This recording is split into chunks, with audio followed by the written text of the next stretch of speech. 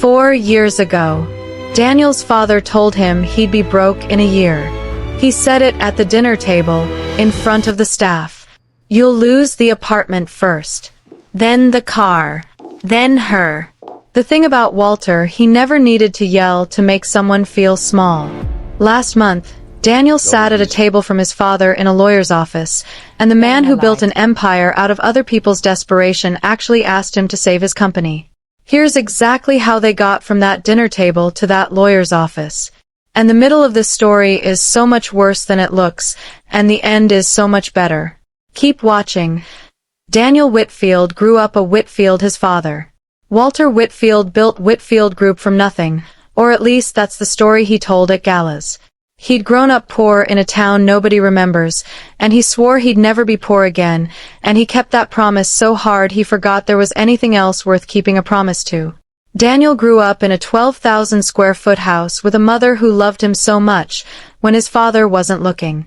Eleanor Whitfield used to sneak into his room at night just to sit on the edge of his bed for 5 minutes. She never said much. She seemed scared the walls would report back to him. Walter had one plan for his son's life and never hit it. Daniel would go to the right school, join the company at 22, marry the right woman, and one day sit in his father's chair and keep everything he built. Walter had already picked the woman, by the way. Victoria. Her father, Robert Hale, ran Hale Industries, a development firm that did half its business in partnership with Whitfield Group. Walter called it a smart match. Daniel called it a merger with a wedding dress on it, though only to himself. Daniel went along with all of it for 26 years. Not because he wanted to, but because he didn't know there was a door out. Then he met Maya. Tuesdays were the only day Daniel drove himself anywhere. His father's driver had the day off, and he liked the 15 minutes alone in the car, away from people who reported to Walter. He stopped at a diner 2 towns over, somewhere nobody from his world would recognize, and a woman in a green apron set a cup of coffee in front of him without asking how he wanted it. "You look like a man who needs caffeine and bad advice," she said. Daniel laughed before he could stop himself. He hadn't laughed like that in months. Her name was Maya Gomez. She was 25, working 2 jobs. Mornings at the diner and nights doing home health care for an elderly man 3 blocks from the apartment she shared with her little brother Marcus, who was 17 and twice as smart as anyone gave him credit for. Their mother had raised them alone after their father passed. When their mother got sick kidneys, dialysis 3 times a week, Maya became the one holding the whole family up. She wasn't impressed by Daniel. That's what got him. Every woman Walter ever introduced him to knew exactly who he was before they shook his hand. Maya didn't know, and when she found out 2 weeks later, she rolled her eyes and said, "Great. So you're rich, and you tip badly." Figures. He started tipping better. He started coming back every Tuesday, then twice a week. Then he stopped pretending the coffee was the reason. They talked for hours in that diner after her shifts ended, about a lot of things: her brother's science fair project, Walter's latest acquisition, what they'd do if money didn't exist. Maya had a way of looking at problems as puzzles. Daniel had spent his whole life around people who solved problems with money. Maya solved them herself with patience and grit, and a kind of hope nobody had ever taught Daniel was allowed when life gave you every reason to put it down. He started to fall for her. 6 months in, Daniel brought her to meet his mother. Eleanor held both of Maya's hands and didn't let go for a long moment, and when Maya left the room, Eleanor turned to her son with tears in her eyes and said, "Don't let your father know yet. Please. Daniel." "Not yet." He should have listened. Daniel didn't keep it secret out of cowardice. He kept it secret because some part of him already knew what was coming, and he wanted just a little more time before it arrived. It arrived anyway. Walter had people in places, and one of them saw Daniel leaving the diner with his arm around Maya's waist. By the time Daniel got home that night, his father was already sitting in his study with a folder on the desk in front of him. A folder. On Maya. Her late father's debts. Her mother's medical bills. Marcus's school records. 4 years of her life reduced to a stack of paper Walter had paid someone to assemble, like she was a business he was deciding whether to acquire or shut down. "She's a waitress, Daniel," Walter said, not even looking up. "Her family owes $11,000 to 3 different collectors. This is not a woman. This is a liability with a pretty face. Don't talk about her like that." "I'll talk about her exactly how the facts allow me to." Walter finally looked up. "You have a wedding to plan. Victoria's father and I are announcing the Hale Whitfield Development Partnership in the spring. The engagement was supposed to go with it. Do you understand what you're risking? Not just for yourself. For this family. For 300 employees whose jobs depend on that contract going through clean." Daniel told him he wasn't marrying Victoria. He told him he was in love with Maya, and that wasn't going to change because Walter didn't approve of her. "Then you have a choice to make," he said. "Her or everything I built. You don't get both." Daniel knew exactly what he was choosing. He wasn't naive. He knew exactly what everything meant: the penthouse, the car, the seat on the board he'd been promised since he was a child. Walter didn't make idle threats. Daniel chose Maya. Walter didn't even flinch. He picked up his phone, called his lawyer at 10 at night, and by the next morning Daniel had no company email, no company card, no apartment lease. It turned out the lease had been in the company's name the whole time, something he'd never thought to question, and he received a voicemail from his father's assistant saying a car would come by at noon to collect anything personal from his desk.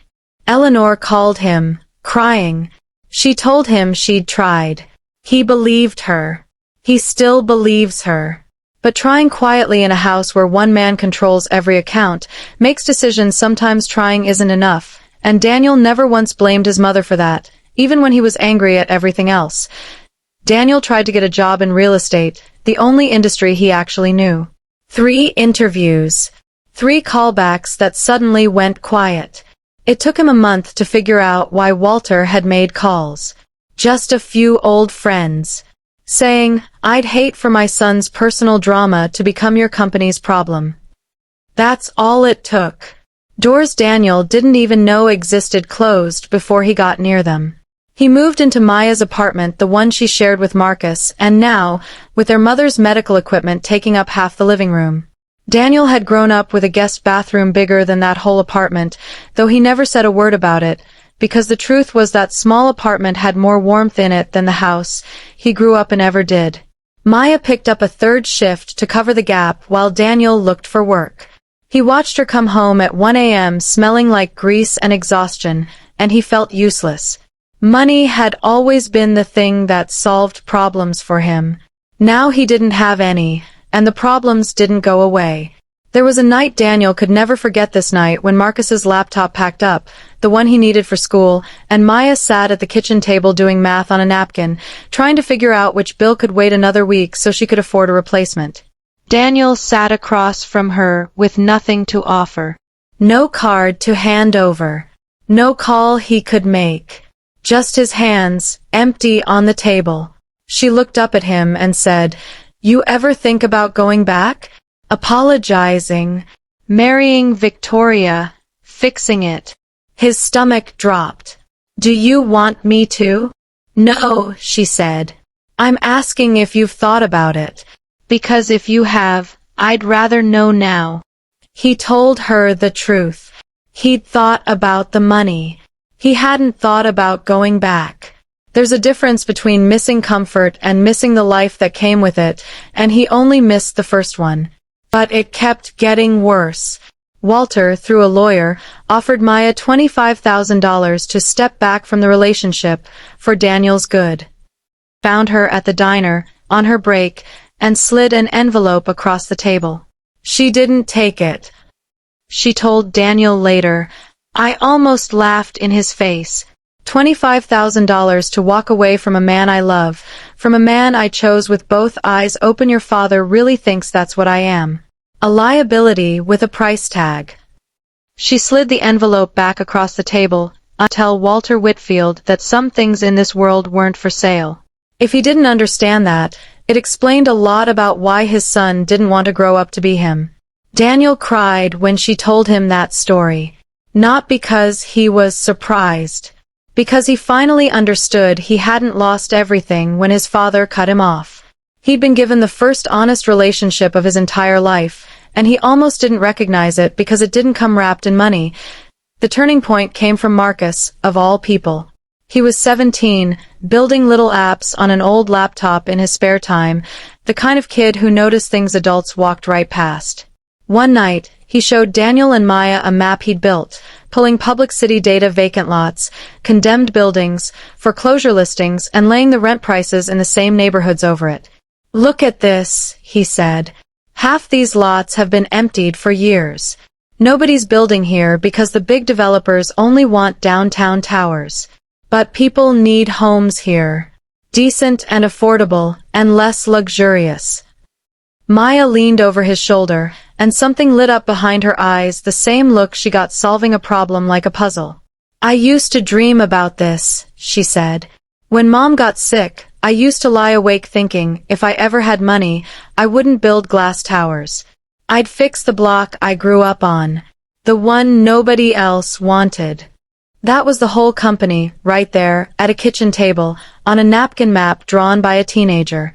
They called it Cornerstone Developments. Maya knew the neighborhoods, knew the families, knew which landlords were decent and which ones needed to be put out of business. Daniel knew construction, financing, permits. Those are the only useful thing his old life had actually taught him. Marcus built them a website on a weekend that looked better than anything Whitfield Group's $1 million marketing department ever produced. It was small. Their first project was 8 units in a building everyone else had given up on. Daniel put in every dollar he had left, which by then wasn't much, and a credit union loan officer named Mr. Patterson took a chance on them because Maya had done his elderly mother's home care for 2 years, and he trusted her with his eyes closed before he ever trusted their spreadsheet. It should have been the start of a quiet, slow climb. But it almost wasn't, because someone didn't want it to happen. 3 weeks before their first building was set to pass final inspection, the inspector failed it on a violation that hadn't existed the week before. Then their permit got flagged for review, with no explanation. Then Mr. Patterson called to say that the credit union's underwriting department had received an anonymous tip questioning its financials and that they needed to pause the loan pending an audit. Daniel knew his father's fingerprints when he saw them, even when Walter's name was nowhere on the paper. That month was terrifying. They had contractors they couldn't pay, a loan frozen, and a city inspector who wouldn't return calls. Maya didn't sleep. Daniel watched her stand at that kitchen table at 2 a.m. going through every receipt, every permit, every contract, building a paper trail strong enough that no audit could touch it, because she refused to let this be the thing that broke them. "He thinks we'll fold," she said one night, not looking up from the papers. "He thinks poor people fold the first time someone with money decides to make life hard. He's wrong. We've been folding under pressure our whole lives, and we're still here. This isn't even the hardest thing I've survived." Daniel believed her, and some old, ugly part of him wanted to call his father right then, beg him to call it off, trade his pride for her peace. He didn't, because he knew exactly what that call would cost. Not money this time. Her, the woman he loves. What saved them? Well, it was Victoria. Daniel hadn't spoken to Victoria since the night Walter announced their understanding. She called him out of nowhere on a number he didn't recognize, and the first thing she said was, "I need you to know I had nothing to do with this, and I need you to know what's actually going on." Victoria, it turned out, had spent the last 4 years exactly as trapped as Daniel had been, just in a different cage. Her father, Robert, had pushed the marriage just as hard as Walter had, not out of cruelty toward her, but because Hale Industries was quietly drowning. They'd overextended on a downtown project that was bleeding money, and the only thing keeping Hale Industries alive was the promise of the Whitfield merger. A wedding wasn't romance. It was a bailout. "My father's drowning, Daniel, and so is yours, and neither of them will admit it," she said. Whitfield Group bet everything on the city approving a redevelopment bid downtown, the same blocks your little company has been quietly buying up for pennies because nobody else wanted them. Your father didn't go after you because you embarrassed him with Maya. He went after you because Cornerstone is sitting on land his bid needs, and he didn't recognize it was you until it was already a problem. Daniel sat down hard on the kitchen chair. All this time, he'd thought his father's sabotage was about pride. It was never about pride. It was never even fully about Maya. It was about land, and a contract, and a man too proud to simply call his own son and ask for a meeting. "Why are you telling me this?" he asked her. "Because I'm done being a chess piece," she said. "And for what it's worth, I always liked Maya more than I ever liked the idea of marrying you. You two actually look at each other like people. I want that too, someday. Just not with someone my father picked out like furniture." Victoria sent over copies of the city bid documents that night. Hale Industries and Whitfield Group needed 40 acres for their joint redevelopment proposal, and the city council was leaning toward rejecting it not because of the money, but because of the neighborhood backlash. The community didn't trust either company. Too many families had already been priced out of too many neighborhoods by Whitfield Towers. The council wanted to see local investment, not another glass monument.